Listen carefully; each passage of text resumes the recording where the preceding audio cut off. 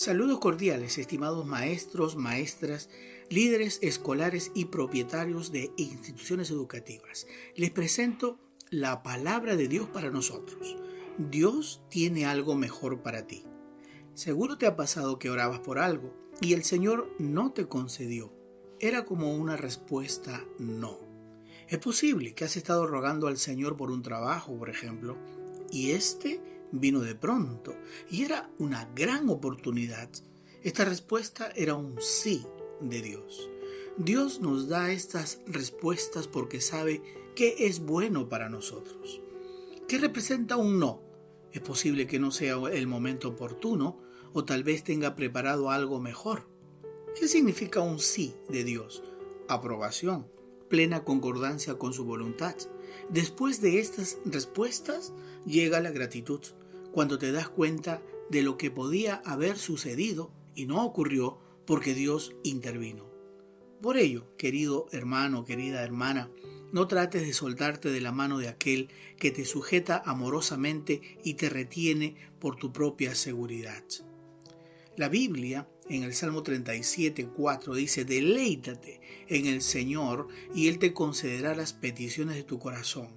Encomienda al Señor tu camino y confía en Él y Él hará. Y dice después: guarda silencio ante el Señor y espera en Él. David le aconsejó al hombre o a la mujer de Dios que reemplazara la preocupación y la envidia con un consciente deleite en el Señor. Esto significa animar el corazón y la mente de uno al considerar y recibir por fe las múltiples bendiciones de Dios. Dios tiene la intención de satisfacer los deseos del corazón del hombre o la mujer redimidos por Él. Sin duda, es posible que tales deseos se vean empañados por el pecado o el egoísmo. Sin embargo, incluso cuando hay poca claridad, casi siempre hay una raíz piadosa en el deseo que está enteramente en la voluntad de Dios.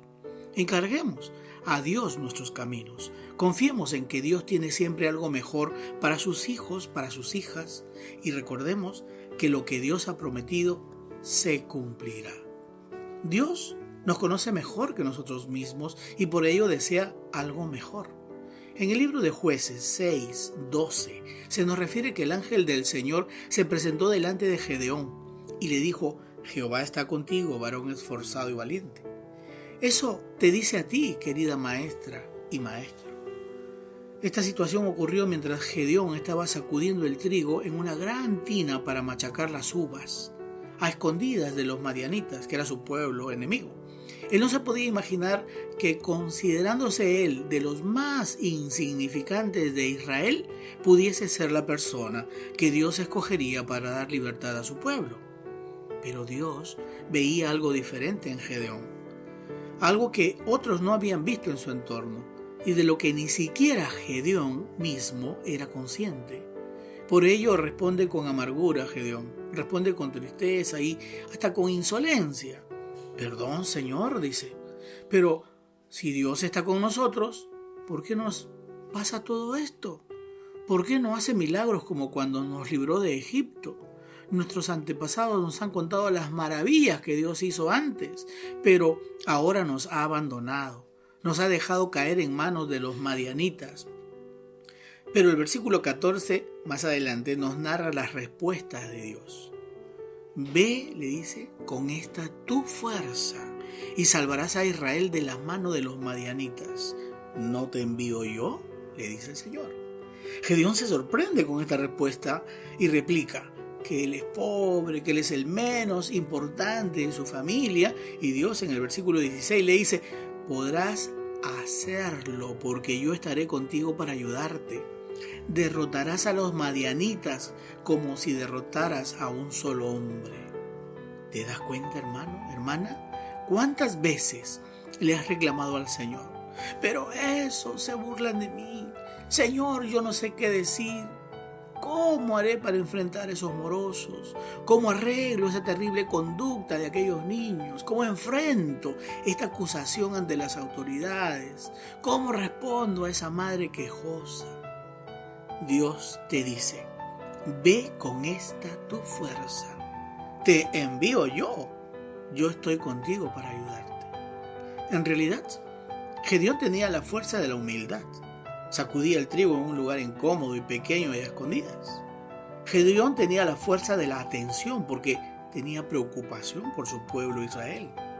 Gedeón tenía la fuerza del conocimiento porque él sabía que Dios había hecho grandes cosas en el pasado. Gedeón tenía la fuerza de los que tienen hambre espiritual. Él quería ver las grandes maravillas de Dios otra vez. Gedeón tenía la fuerza de aprender porque él escuchó lo que el ángel de Jehová dijo. Gedeón tenía la fuerza de los débiles y la fortaleza de Dios es perfeccionada en esa debilidad, dice 2 Corintios 12. Querido oyente, Dios te ha escogido para dirigir una obra, que será una gran obra, que fructificará enormemente si obedecemos a Dios, si confiamos en Él y si empezamos ya, ahora.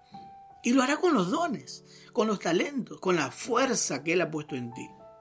Gedeón era muy pobre, el más inexperto y débil de su familia.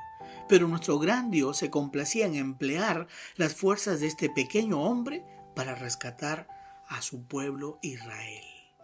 Un gran abrazo y sigue adelante con la gran bendición de dirigir tu institución educativa que Dios llevará a ser grande cada vez.